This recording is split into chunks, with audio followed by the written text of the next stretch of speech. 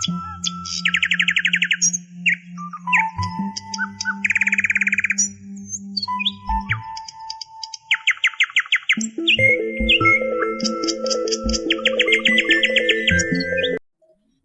छोटे से गांव में रामू नाम का किसान रहता था।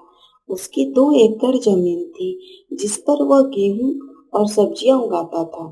वो बहुत मेहनती और ईमानदार था। हर सुबह सूरज निकलने से पहले ही वह खेतों में पहुंच जाता और दिन भर अपनी फसलों की देखभाल करता।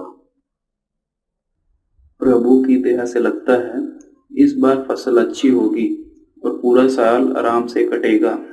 हाँ जी, जरूर। आप इतनी मेहनत कर रहे हैं, इस बार फसल तो अच्छी होगी ही।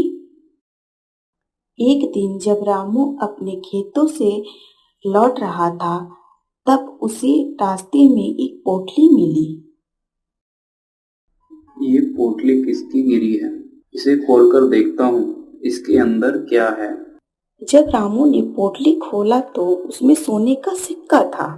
यह देखकर रामू के मन में लालच आया। फिर उसने सोचा, नहीं, यह किसी जरूरतमंद का हो सकता है। मुझे इसको वापस करना चाहिए। अभी गांव जाकर मुखिया जी को बताता हूँ। रामू गांव जाता है मुखिया जी के घर।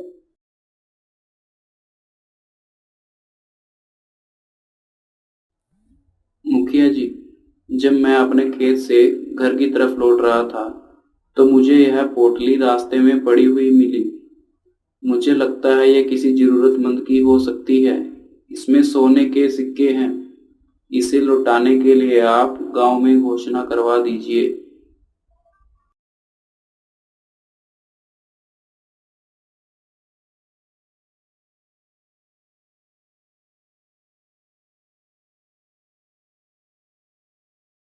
मुखिया ने पूरे गांव में घोषणा करवा दी कि अगर किसी का सोना खोया है तो वह आकर ले सकता है। अगले दिन एक बूढ़ा आदमी आया और रोते हुए बोला, मुखिया जी, यह सोना मेरा है। मैंने अपनी बेटी की शादी के लिए सोना जोड़ा हुआ था, लेकिन रास्ते में गिर गया। रामू ने खुशी खुशी पोटली आदमी को लौटा दिया। आपका बहुत बहुत धन्यवाद।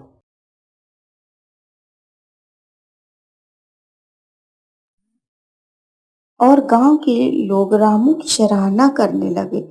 गांव के राजा तक यह खबर पहुंची तो राजा ने रामू को अपने दरबार में बुलाया।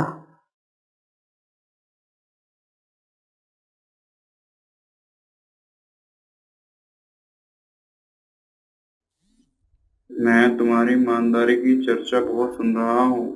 मैं तुमसे बहुत प्रसन्न हूँ, इसलिए मैं तुम्हें एक खेत उपहार में दे रहा हूँ। रामू राजा का धन्यवाद करता है। रामू की ईमानदारी और मेहनत ने उसको गरीबी से बाहर निकाल दिया और वह गांव का सबसे आदर्श किसानों में से एक बन गया। ईमानदारी और मेहनत का फल देर सवेर ही सही, लेकिन जरूर मिलता है।